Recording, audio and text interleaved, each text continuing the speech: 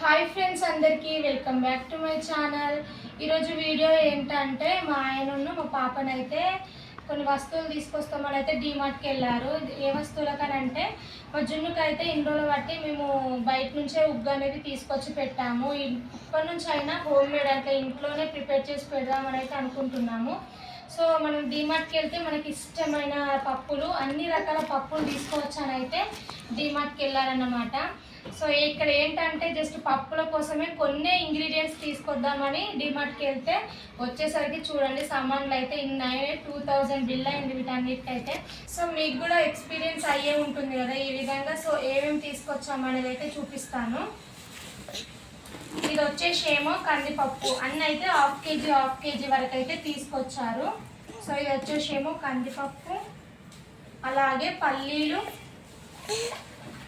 బెల్లం మన ఇంట్లో ఏమైనా స్వీట్స్ ప్రిపేర్ చేసుకోవడానికి అని చెప్పేసి, అలాగే మినపగుండ్లు, కంఫర్ట్. మా విన్సికి అయితే ఎన్ని బ్రష్లు తెచ్చినా కానీ అన్నీ పడేస్తుందని చెప్పేసి అయితే ఈ షీట్ తెచ్చినాం అన్నమాట. బ్రష్లు తనకి ఏ ఇష్టమైతే ఆ ఇష్టమైన బ్రష్తోనైతే బ్రష్ చేస్తుందని. అలాగే లవంగాలు. ముఖ్యంగా ఏంటంటే మా విన్సి డీమార్ట్కి వెళ్ళినా కానీ ఏదైనా బయటకు వెళ్ళినా కానీ తనకి తినేటివి కావాలి. సో ఇక్కడైతే చాక్లెట్స్ అనేవి అయితే తీసుకొచ్చింది 5 స్టార్. ఇవి వచ్చేసి ఏమో ఆరెంజ్ చాక్లెట్స్, మస్తు ఉంటాయి ఇవైతే టేస్ట్. అలాగే స్పూను పాప కోసం అని బాదం మిల్క్, 2 సోప్స్, బ్రష్. ఇవి వచ్చేసి ఏమో నువ్వులు. సో మా విన్సికి అయితే లడ్డులాగా చేసి పెడదామని అయితే అనుకుంటున్నాను. అందుకే నువ్వులను బెల్లం తీసుకురమ్మని అయితే చెప్పాను. మనకి ప్రైస్ కూడా కొంచెం తక్కువనే పడ్డదండి. ఇది వచ్చేసి ఏమో పెసరపప్పు,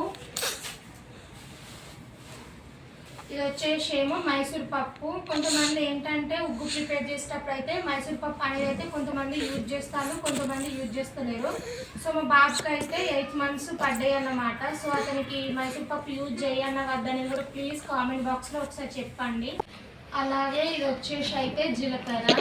సో మాకు జీలకర్ర అనేది కొంచెం ఎక్కువనే యూజ్ అవుతుంది, డైలీ కర్రీలలో వేయడమే ఉంటుంది కాబట్టి కొంచెం జీలకర్ర ఎక్కువనే తీసుకురమ్మని అయితే చెప్పాను.